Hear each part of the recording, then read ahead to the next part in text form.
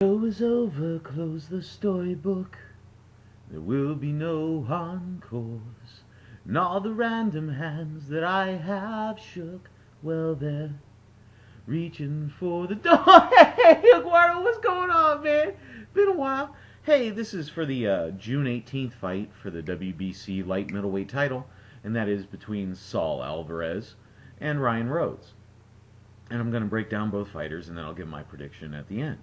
And we'll start out with Saul Alvarez, who is 36-0, no draws, but 26 knockouts. He's still only 20 years old, if you can believe that. He's coming off a nice shutout win over Hatton and Nadu. He didn't lose a round in any of those. He lost some points in the Hatton fight because he wanted to smack him upside the head after they were breaking or something, which was not good. He had the nice KOs over again against Baldemir, which was the first time he had been stopped in like 16 years. Knocked out Coelho and Cotto. So his last, 5-6 fights, you're looking at, he's fighting the upper echelon fighters. He's increasing his the experience level of his fighters, or like if you're grading them, like say dude's a B minus, then he goes up to like a B and then a B plus, that kind of stuff. The small increments in there, and Ryan Rhodes is no different. I believe he's better than Hatton. Anyway, he's an extremely exciting fighter because he can get touched at times. And if you look back at my after-fight afterthought with the Hatton fight, I said Ryan Rhodes seemed like a logical opponent for him to go in against. He's a very active fighter. I can barely keep up with this guy. He fought 5 times last year, which was as much as Rhodes fought in 2008 and 2009. So when you start looking at that, he's very, very active. He's massive expectations on him too. I mean, when they made it a WBC title fight against Hatton, and he won the title, don't fool yourselves. He's not. I don't believe he's at that level yet. I don't believe he's at the level where he can hang in there with the Miguel Cottos and stuff like that. He's almost at that level, but he still needs just that little bit more experience, I believe.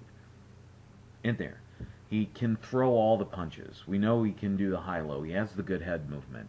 He's very good with the high Ds, an aggressive counterpuncher. He can still get hit flush, as I said earlier.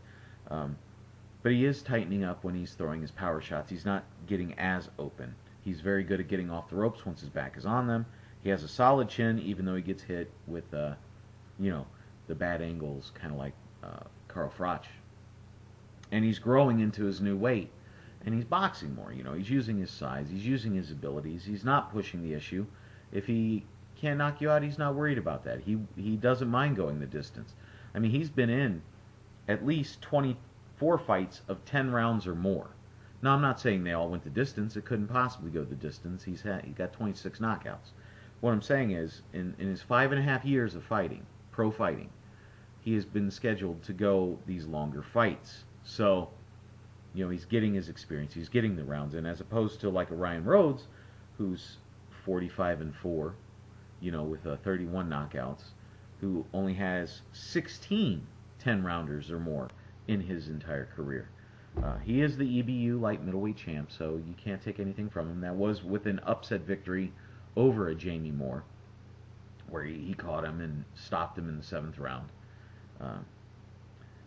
He's on a 10-fight win streak since his last loss. 8 of those have been by knockout. He's fought at this weight or higher his entire career. All of his losses came at middleweight, and all of his losses came against guys that were taller and had longer reach. Saul Alvarez is taller, and he has a longer reach. Just throwing that out there. He's only been past 8 rounds 5 times in his career. So when you look at that, that doesn't bode well, because while he looks fit, I've seen many dudes that have been ripped that don't have the stamina to go a 12-round fight. And I think that's, probably Alvarez's thoughts on this is to get him into the deeper rounds. Gives up the height and 4-inch reach advantage. He has low hands, he's awkward, and he switches it up. And what I don't like about fighters that do this is they're not a master of either side, but it's enough to cause confusion. Okay? Now, when he does switch over to the left, he'll smoke that left hand straight through very quickly and stuff. His hands aren't world-class speed or anything like that at all. Don't worry about that. And he also doesn't throw very many like combos. He'll throw the 1-2s, maybe an occasional 1-2-3, but there's not like multiple combinations going off in there. He leaves himself open after throwing combos, and he'll throw the 1-2, bam, bam, and then his hands drop.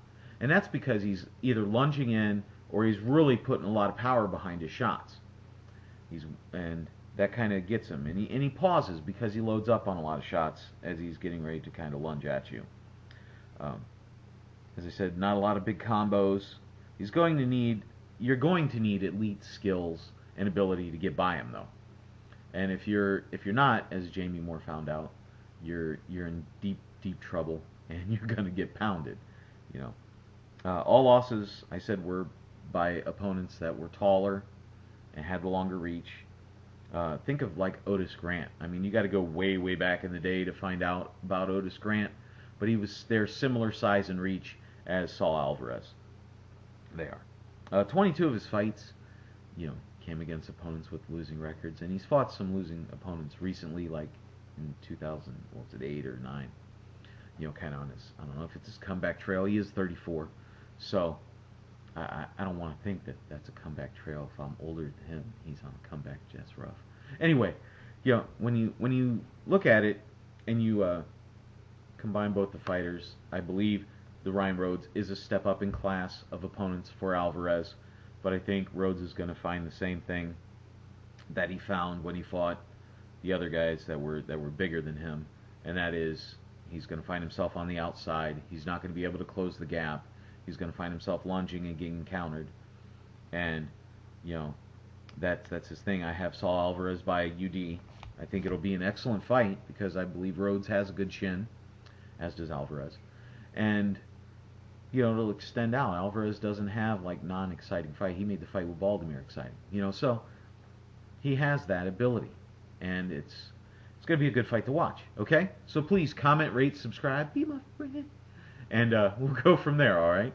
Well, hey, this is Bigragu. I'm out.